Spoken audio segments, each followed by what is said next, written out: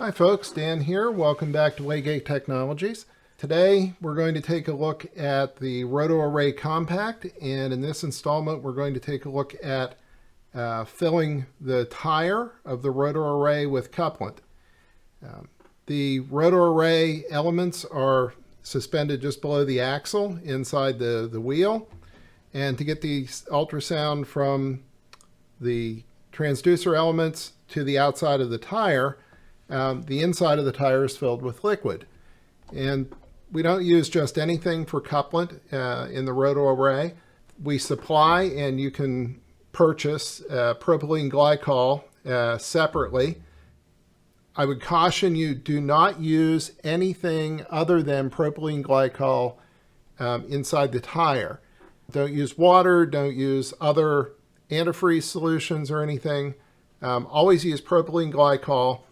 It has both the benefits of being a relatively benign chemical to work with, and it is also a good acoustic impedance match to the tire material. So it was no accident that we chose propylene glycol or propandiol as the couplant solution to use here.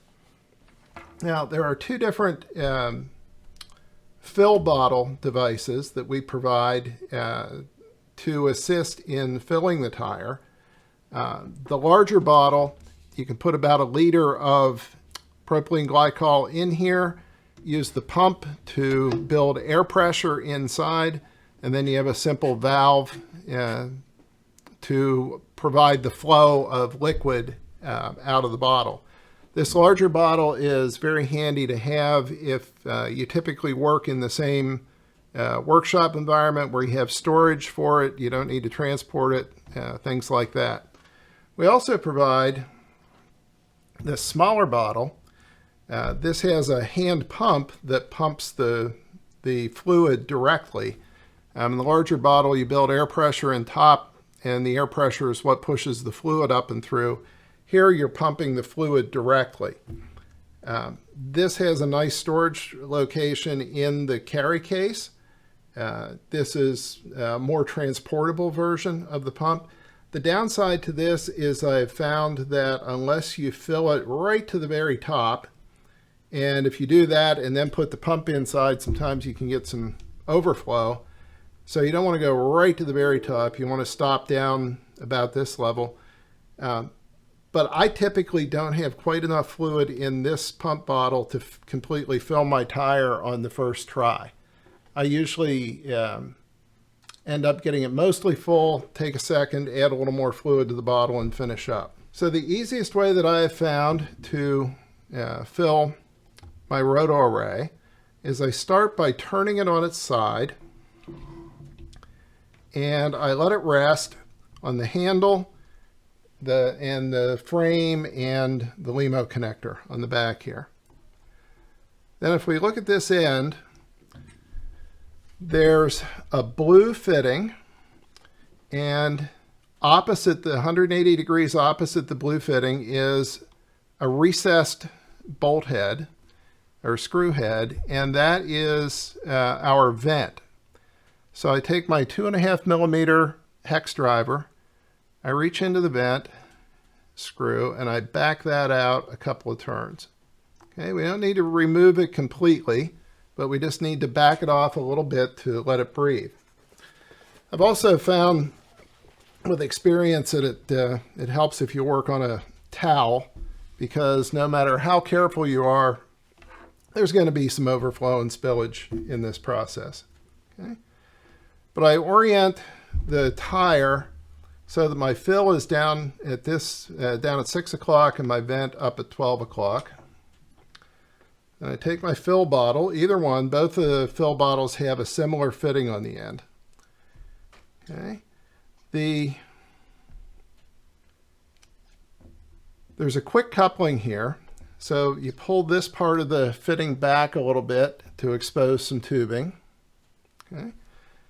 And you start the tubing into the quick fitting, and you press that in, and you'll feel the fitting give way a little bit, and then you'll feel it bottom out.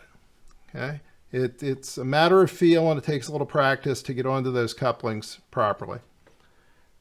To release and pull the tubing back out of the coupling, you need to get this part, this sleeve down here, pressing in on the blue coupler.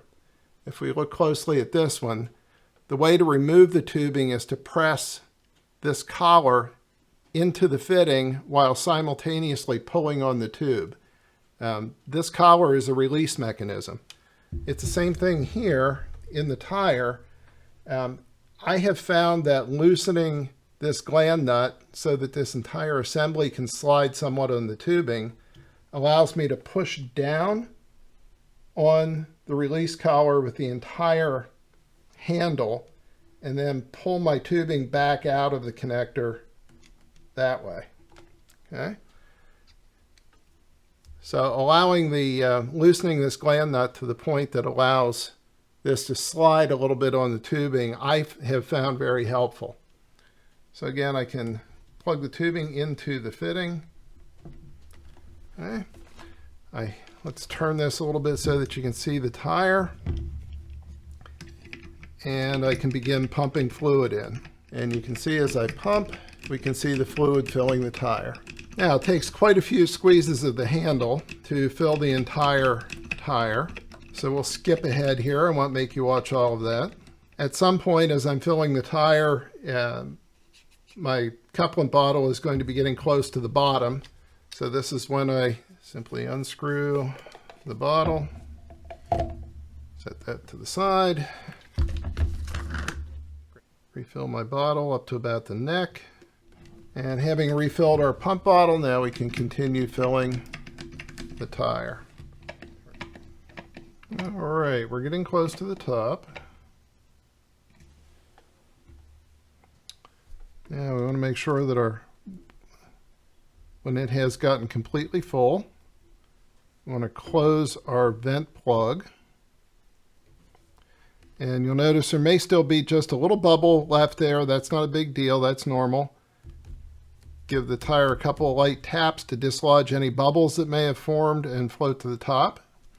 And now, if you feel the tire, it should be fairly soft. Once the vent cap is closed, you may want to give just a little bit of another pump until the tire just begins to feel a little more firm. Okay, you don't want to give it so much pressure that it wants to lift the tire away from the wheel and leak, but you want it to have just enough of a convex surface here so that when you push it down on a flat plate, it'll make contact the whole way across. Okay, so just a little bit of practice and feel to that part of the operation. Now, once everything is full and you have the pressure you want there, maybe take a towel and just wipe off any drips that you had. Then take this collar, push it down until get the connector where you have ready access to it. Push firmly against the coupling, against the release collar on the coupling, and pull the tubing back out. Okay. The coupling actually releases very smoothly and easily, but it's important that you're pushing down on the collar while pulling back on the tube, and that takes just a little bit of practice to get used to.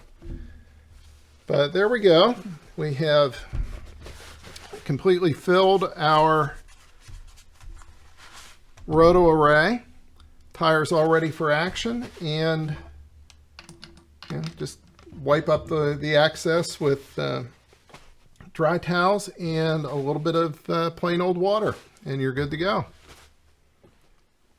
We strongly recommend that when you're transporting your RotoArray, or if you are going to put it in storage for a period of time, especially if you're putting it back in the packing case, we recommend that you drain the propylene glycol out of the tire. The tire fits is basically just a tension fit onto the wheels, onto the hubs. They're not glued in place or anything like that to allow for replacement of the tire. So it's just the tension, the elasticity of the tire against the wheel, along with a lip and a groove that keeps it in place on here. So it is possible if the RotoArray experiences changes in air pressure. For instance, if you were to transport it on an airplane where you go up to altitude and come back down, the pressure drops, you can get leakage or seepage of the glycol out of the wheel. That can make quite a mess inside your packing case. So we recommend that you always drain the tire before long periods of storage or transport. If you're using it every day in the shop and it's relatively stable temperature and so on, you can fill it, you can leave it filled. Periodically, check for air bubbles, top it off. But if you are going to transport it, we recommend that you drain the tire. Now, the easiest way that I've found to drain the tire is, first off, start by turning the instrument back over the way that you had it before.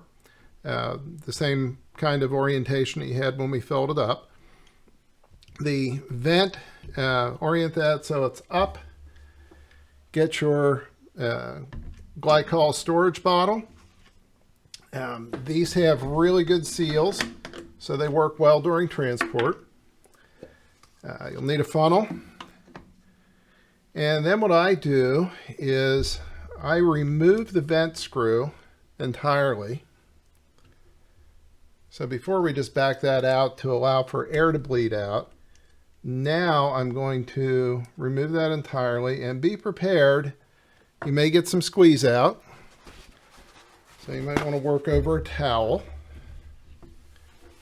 Okay. And then what I do is I turn it upside down over the funnel. And now you can, if you like, remove the vent from the other end. However, being an old farmer, I use the milking the cow method. I just give a gentle squeeze on the tire. And you don't need much. You only need to indent the sides by, 10 or so millimeters, just enough to apply a little bit of pressure. When you release the pressure, you'll hear it suck air back. And you just repeat that. So just like milking a cow, you need to be gentle. You don't want to squeeze to the point where it deforms the tire enough to make it want to pop off the wheels. But you just continue to squeeze, release, squeeze, release.